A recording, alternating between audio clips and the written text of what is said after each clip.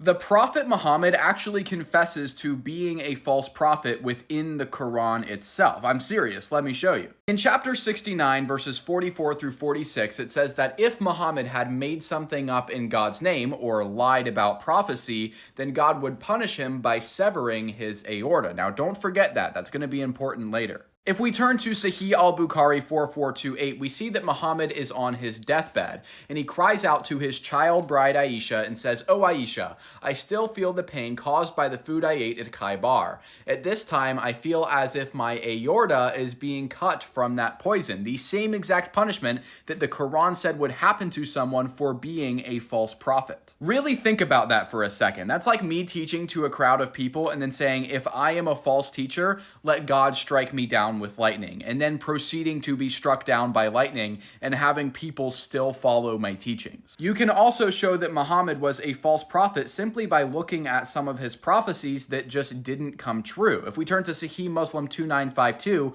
we see that Muhammad is asked about the day of judgment. Muhammad responds by saying, "You see this little boy? If he lives, he would not grow very old, that he would find your last hour coming to you." What Muhammad is saying is that this boy will not die before the day of judgment comes. Now, that was over 1500 years ago, and I'm looking around and the day of judgment hasn't come. So that's pretty rough for Mr. Muhammad. At the end of the day, all you have to do is ask yourself, why would you trust someone who came 500 years after Jesus to tell you about the life of Jesus better than the people who actually knew him? It doesn't make any sense.